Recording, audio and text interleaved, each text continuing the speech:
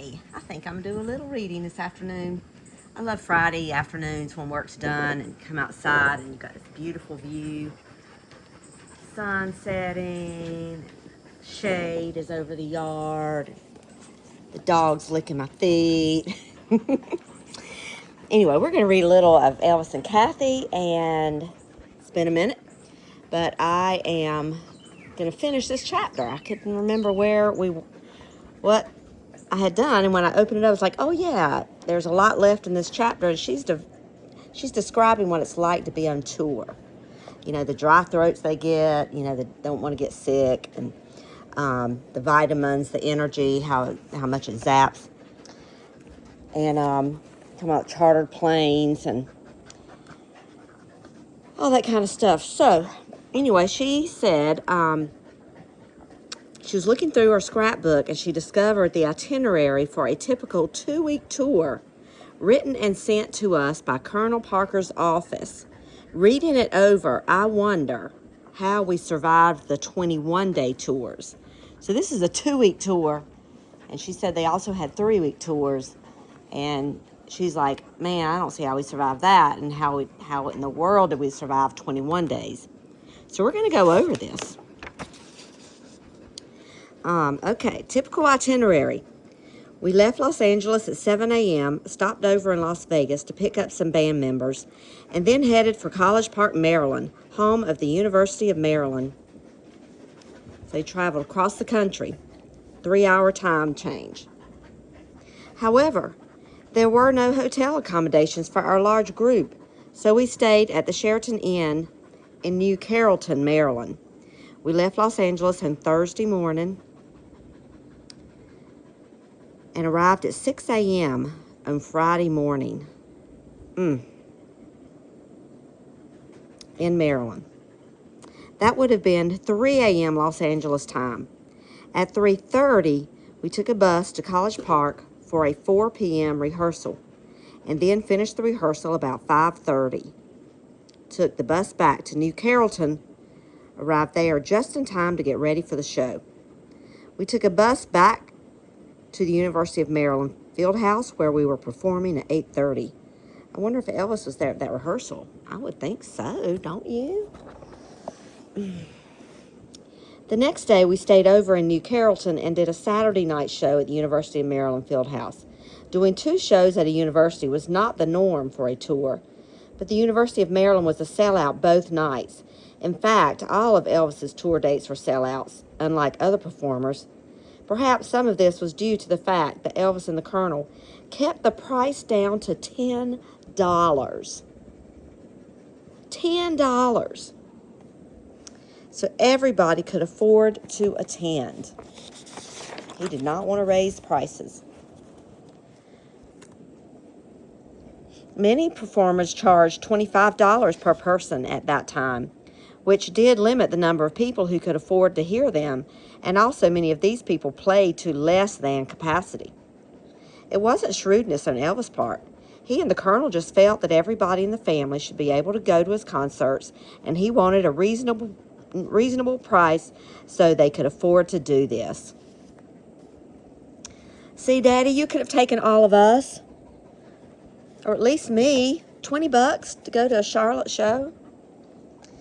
After 2 shows in Maryland, or Greensboro, we could have gone to Charlotte or Greensboro or the one in Boone or Appalachian. Any of those would have been so easy to have gone to. After 2 shows in Maryland, we left for Detroit at 7 a.m. on Sunday morning. So they played Saturday night. And then at 7 a.m. on Sunday morning, arriving in Detroit at 10 a.m., she says here in the afternoon. It probably felt like afternoon to them. We checked into the Pontchartrain Hotel to change into costume, but we only did a matinee that Sunday afternoon at 2:30, so we were told to leave all our luggage on the plane. We did the matinee at 2:30, finished about 4:30. We're back at the airport where we were scheduled to leave at 6 p.m. for South Bend, Indiana, home of Notre Dame University. So I think she's on a different plane than Elvis, but I don't know if this is, I don't think this is when he had Lisa Marie. I don't know. Okay, we checked into the Royal Inn after an hour's flight and had a short breather Sunday night because our next performance wasn't scheduled until Monday night at 8:30. So they left at 6:30. It was an hour flight, so they had almost 24 hours. That gave us most of the day to do what we wanted to do, and then we laid over Tuesday in South Bend so we could do another show at Notre Dame Athletic Center that night. One more night at the Royal Inn in South Bend, and we were off at 7:30 a.m. Wednesday morning for St. Paul, Minnesota, and an evening show at the St. Paul Civic Center. After checking in at the St. Paul Hilton, we were bused to the Civic Center and stayed over one more night at the Twin Cities. Minneapolis and St. Paul share the same airport. They are that close. Stayed over one more night at the Twin Cities, another show, and then off again at 7:30 a.m. for Detroit. I don't know why we did a matinee in Detroit and then came back again for an evening performance the next week, but we did. We checked into the Pontchartrain Hotel and then went to Olympia Stadium for an 8:30 evening performance. The next morning was Saturday, and by 8 a.m., we were en route to Indianapolis, where we checked into the Indianapolis Hilton. After a 2:30 p.m. matinee at the Indianapolis Convention Center, we took the bus back to the hotel, and 2 hours later, we were back on the bus to the Convention Center again, where we did an evening show. I guess instead of hanging out backstage, they went back to the hotel. We barely had enough time to Sunday morning we left Indianapolis at 7 a.m. for Dayton, Ohio. We barely had enough time to check into the Mall Motor Inn. These are like small, motels. That's what they had back in the day. We barely had enough time to check into the Mall Motor Inn. Then we were hurried to a bus and the University of Dayton Arena for a 2:30 matinee. We finished the matinee and caught the bus back to the Mall Motor Inn about 5, rested for 2 hours, and back on the bus for the University of Dayton Arena for an evening performance. The next morning at 8 a.m., we left for Wichita, Kansas, and arrived there at 11 a.m., which was actually a 4-hour flight, but we were in another time zone. Then we checked into the Ramada Inn and did an evening show at the Levitt Arena. One show in Wichita and overnight at the Ramada Inn before an early call and a 9 a.m. flight to San Antonio, Texas. And in 3 hours, we were checking in at the Hilton Palacio del Rio, rested for a few hours, and then got ready for the evening show at the San Antonio Convention Center. Once that show was over, it was back to the Hilton Palacio del Rio and a short night's sleep before boarding an early plane for Abilene, Texas, and an evening show at the Taylor County Coliseum. We stayed over at the Abilene Hilton Hotel for the night and had a 7 a.m. call for a flight to Lake Tahoe. We arrived in Lake Tahoe in 5 hours, stayed over for 1/2 hour, but just long enough to change planes and take a flight back to Los Angeles. We were in 11 cities in 14 days and did 13 shows that were filled with supercharged energy. Writing about any of these tours would not be complete if I did not include New York City in 1972. New York is a tough town to play. The audiences were sophisticated and can be cruel. Elvis was a little concerned about the New York date at Madison Square Garden. Not the critics, because at this point in his career, critics could not have jarred this mountain of talent. But the New York fans were proud of their rock and roll heritage and what the city had contributed to the acceptance of rock music by fans over the world. It was their kind of music, which Elvis always included in his program. But this was a versatile show, a mixture of rock and some ballads and even gospel music. In other words, a show designed to please everyone. Or would it end up pleasing no one? Would the sometimes cruel New York love him or boo him right out of the Garden?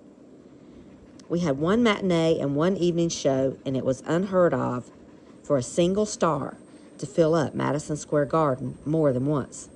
That was a concern, but one that proved unfounded because both shows were an immediate sellout, and the demand was so great that one more matinee and one more evening show were added.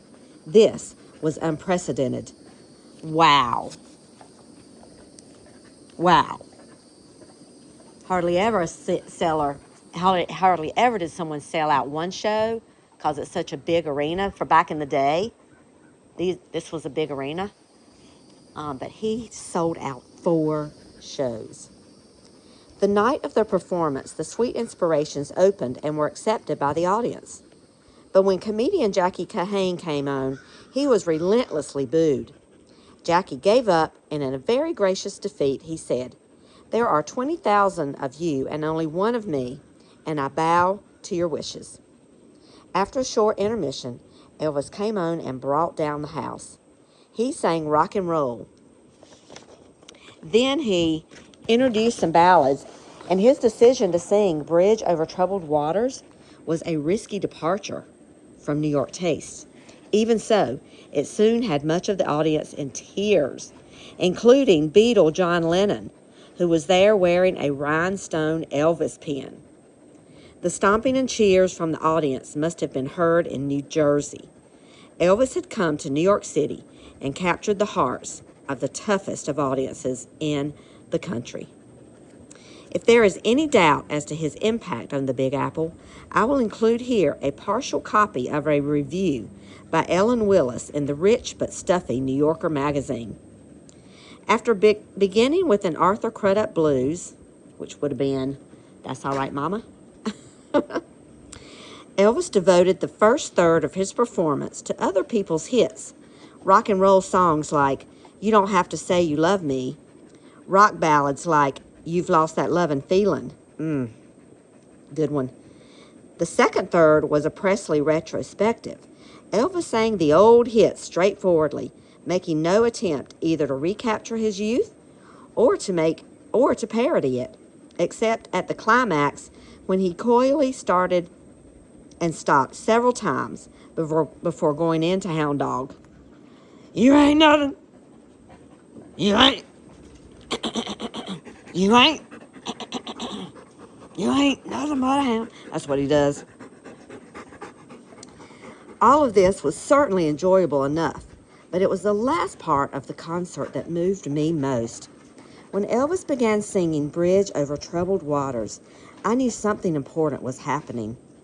Here was this schlocky song I absolutely despised, and Elvis not only was making it work, but nearly had me in tears. Wow.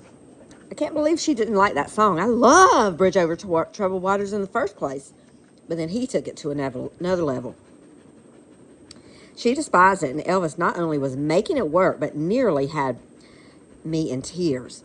I realized that the task Presley had set himself was to establish his identity as a pop, not necessarily rock, singer, and to do it in such a way as to wring assent from the deepest dyed, hardest core rock fan. Such a bold self-affirmation would have been unnecessary anywhere but in New York, a city that cherishes its rock legends and doesn't have a whole lot of use for mainstream pop stars. At the Garden, it was an act of courage. No one but Elvis could have got away with it. And he was nervous about going to New York and playing at at the Madison Square Garden. So not only was he nervous, he also was daring and courageous. At that time, Elvis was the only single star to sell out 4 performances at the Garden. After the New York triumph, Elvis was ecstatic, and we were too. But then it was time to pack up and head for Fort Wayne and the Midwest. We went on to rave reviews in Evansville, Chicago, Milwaukee, Wichita, and Fort Worth. This was a great tour for him. It was after Priscilla wanted a divorce. Elvis filed for divorce so she wouldn't be embarrassed to do it. So this was after that, but before he had met Linda Thompson. I'm pretty sure this was in the spring, because as soon as he met Linda Thompson, they had to go to Las Vegas. He met her like literally July 5th, right after July 4th. And so a couple weeks later, he was off to Vegas, and he asked her to come. So I think this was pretty much in the spring.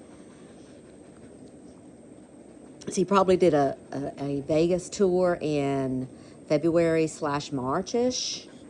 And then this would have been like April, May, maybe June, something like that, sometime in that time period of 72. And they recorded it and made an album of it, and it is a fantastic concert. I don't know which of the 4 concerts it was, but it was one of the 4, and he was so good. And I remember my granddaddy had a record shop, and he had that album, and I remember seeing it in the store with Elvis standing on the Madison Square Garden stage in that stance. So, all right, so they went on to rave reviews in Evansville, Chicago, Milwaukee, Wichita, and Fort Worth. You can see there was little time for worrying about much of anything, but keeping your voice intact, making sure you were in the lobby to catch a bus for somewhere, and hoping that precious luggage was in the right place at the right time. They had your makeup and stage show. I still remember happy times on the bus, heading for a hotel, and all of us singing along in a free-spirited way to the tune of Old Lang Syne. We're here because we're here, because we're here, because we're here. I still have vivid memories of jumping onto the bus with James Burton. He was the electric guitarist. Since we were usually the only ones to show up on time, we usually got the front seats, and James was always pointing out his favorite obsession, cars, to me. Kath, look at that 67 Corvette. Sure wish I had that sitting at home in my garage. One time, his wife Louise told me she noticed an abandoned car parked across the street from their house and called the police to have it removed. The officer came to the door and said, "Ms. Burton, this car is registered to your husband's name. It belongs to you." James said, "Oh, yeah, sorry, honey. I forgot to tell you. I bought a new car." I believe this was number 37 in his extensive collection. 37 cars? Did he have more than Elvis?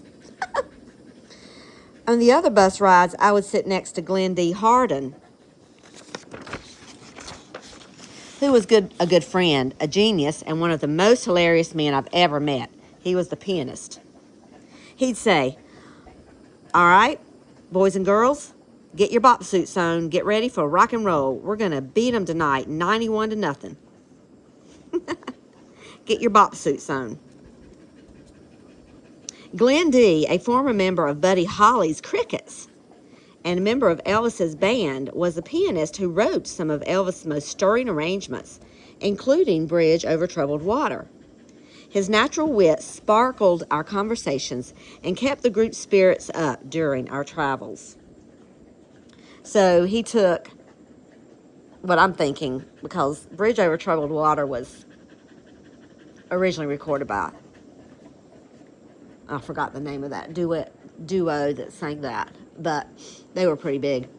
But what he did is he took the song and arranged it for Elvis, and he arranged like his piano part, because the piano is pretty big in that.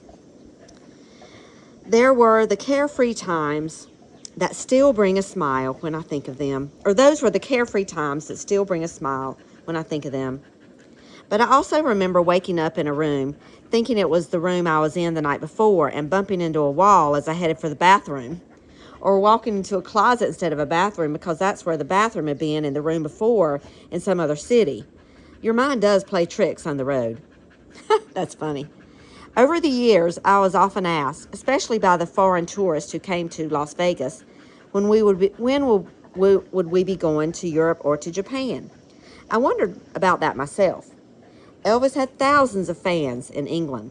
Even today, one of the most active Elvis fan clubs in the world is in England, but we never went there.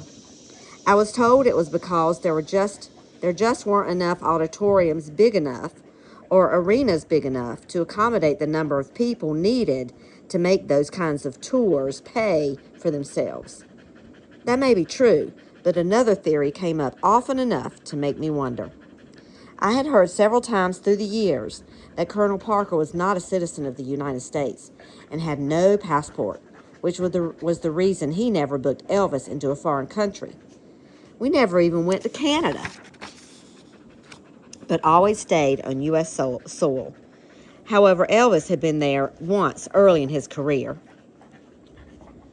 Now, in early 1956, before the Colonel came around. Now, there are many people over the country who picture Colonel Parker as a Southern gentleman with the honorary title of Colonel. To set the record straight, Colonel Parker did not have a Southern accent, but a Dutch accent. Perhaps it was the fact that he had gone into artist management from the carnival and then handled only country and western singers before Elvis. What could be more American than that? Colonel Parker, it turned out later, was not a native-born American, but rumor has it that he was really Dutch and jumped ship in New York City. There was only a certain degree of openness about Colonel Parker, and he only let you see what he wanted you to see. In fact, he was a very mysterious man at times, and it was difficult some days to understand him. I was under contract to Elvis from trip to trip and tour to tour. I had little to do with Colonel, although he did have me under contract for a record deal with his own label, Boxcar Records, at some point, I guess. And the truth is that Elvis didn't talk to him that much either. The Colonel talked business and bookings, but there was never any kind of obvious personal relationship. It was all business. You got the feeling that if there was no business to transact, the two men were at a loss to find a common conversational ground.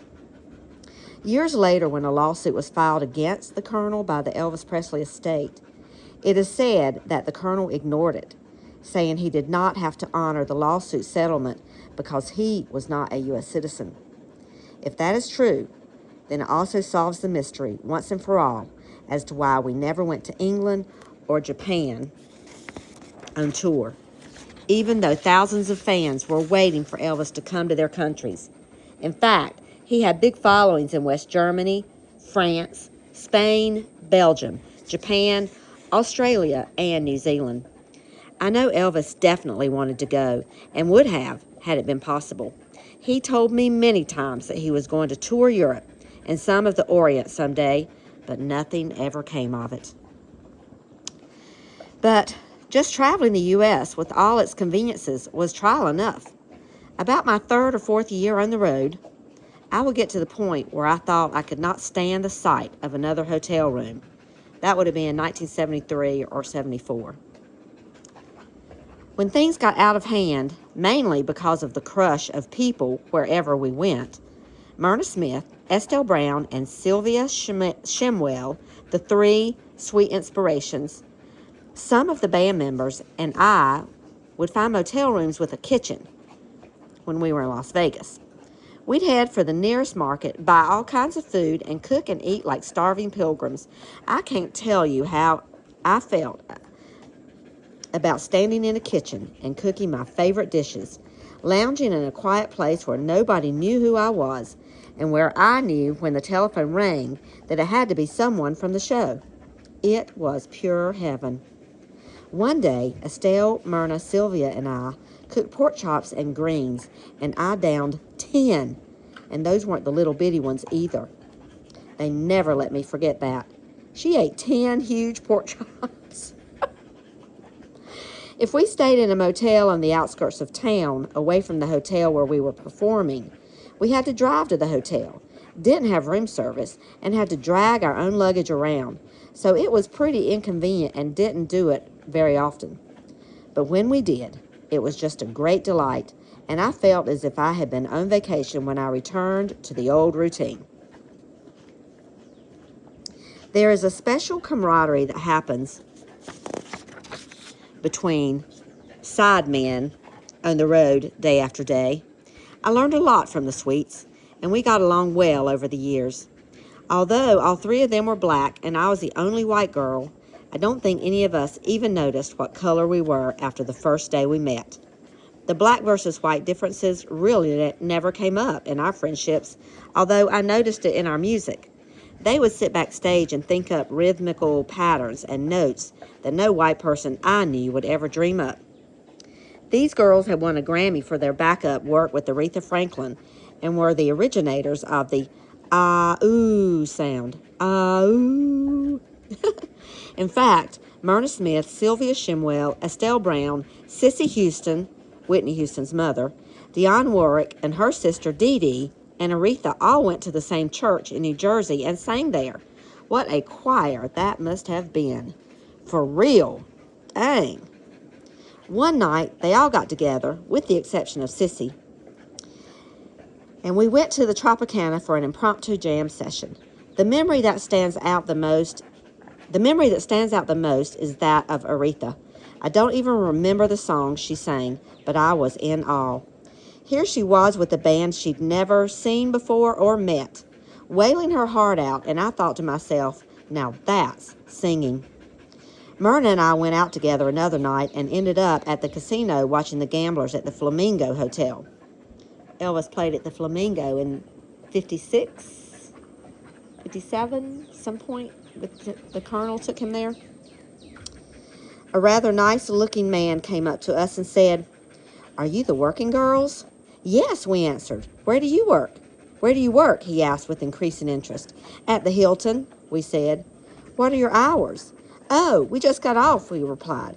"You girls don't have any idea of what I'm talking about, do you?" That was the night we learned what working girls meant.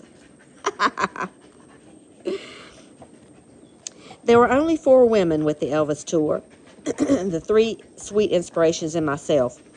I just had to learn how to be one of the boys, which sometimes tried my patience a bit, because at times their language got a bit rough, and their jokes ribald, if not outrageous. But all in all, I got along with them, and in many ways, they spoiled me rotten, and I didn't mind a bit. However, at times, it became a bit trying, especially if any were involved with women other than their wives. If a woman answered the phone in their rooms, they would say, "That was just Kathy." One time, the wife of one of the guys was with us on a closing night in Vegas and mentioned how very much she had enjoyed chatting with me on the telephone. I had never chatted with her on the telephone and tried to change the subject before she asked me questions about our supposed conversation. That really annoyed me, but I could never stop the fellows from doing it. In fact, I am sure I didn't have any idea just how many times they had used me as some kind of excuse. So the other girl would answer the phone, and when his wife would ask about it, he would say, "Oh, that's just Kathy." So she was in all the guys' rooms every night.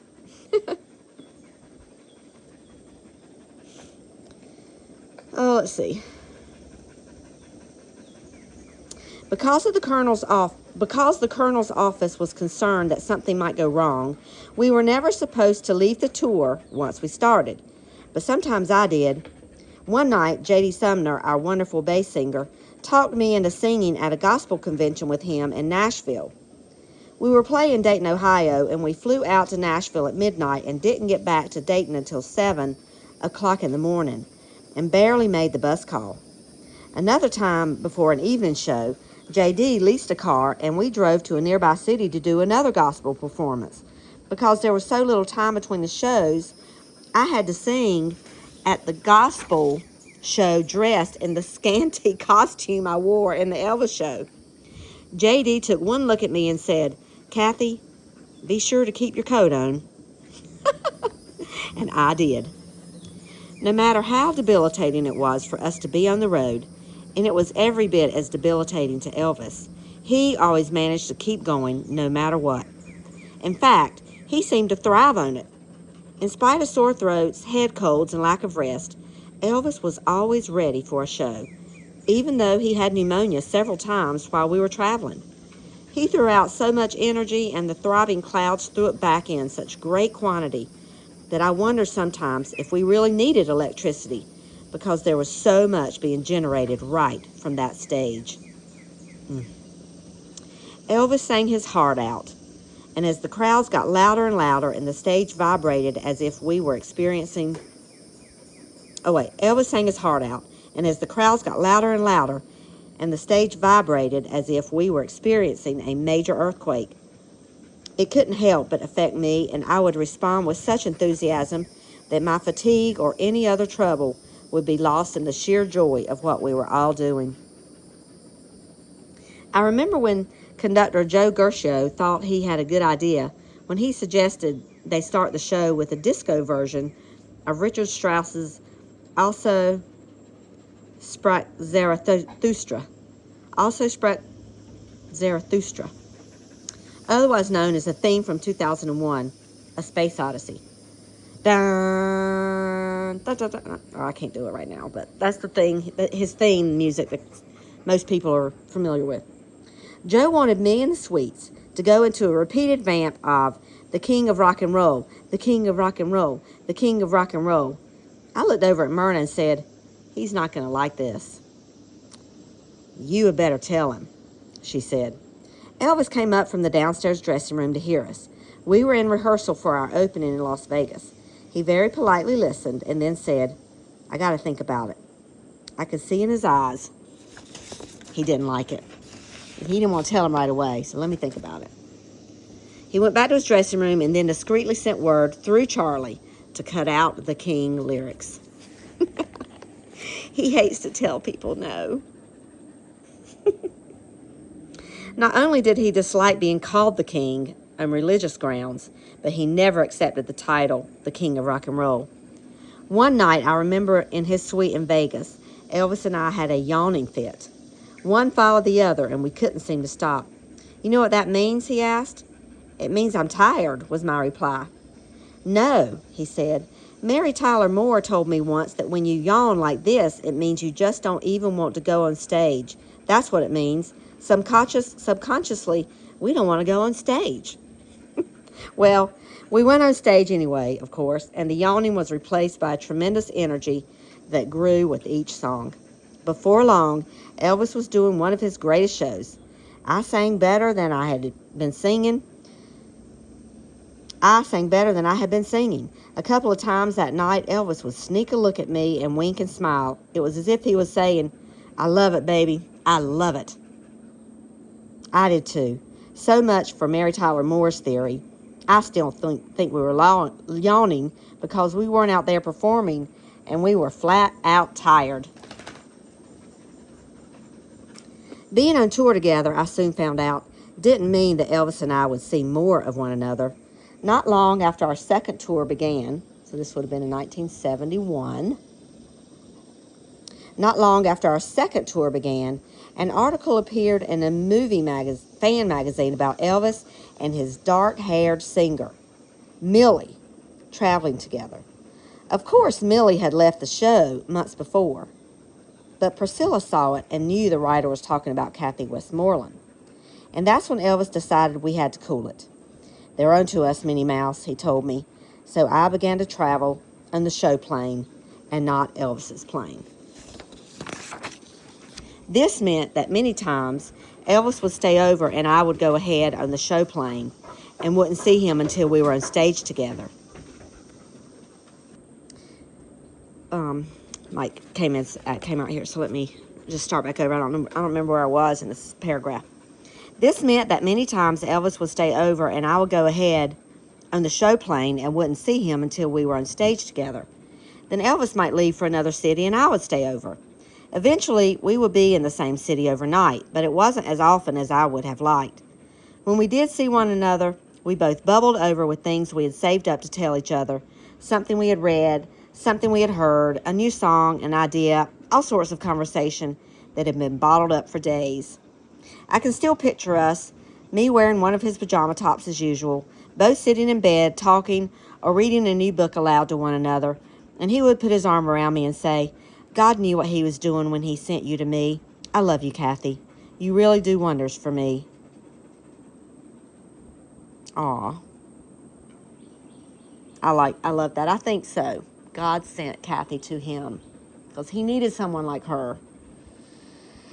Oh, I love you, Kathy. You really do wonders for me. It worked both ways. Elvis did a lot for me, too. He made me wonder who I really was, what kind of person was beneath those layers of preconceived notions. Most of all, he gave me the strength to handle my own beliefs, to measure my own talent, to perform and sing with the freedom I had never known.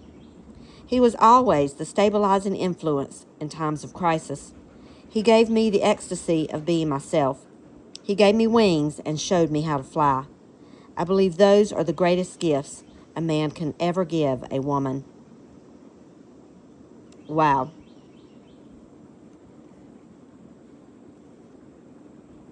Just think about that. Just being around him, things he would talk about, how positive he was, encouraging.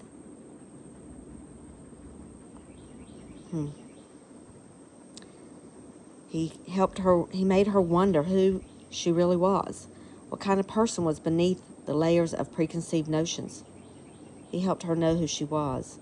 Most of all, he gave me the strength to handle my own beliefs, to measure my own talent, to perform and sing with a freedom I had never known.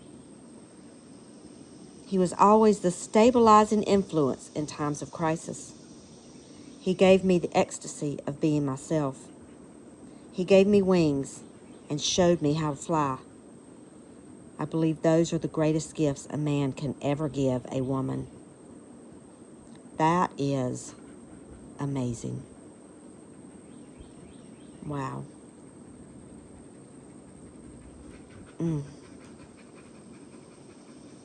can't even add anything to that. It's just, wow.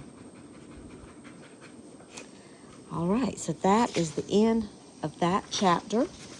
So we're going to stop here. She's just given a really good review of what it's like to be on the road with him.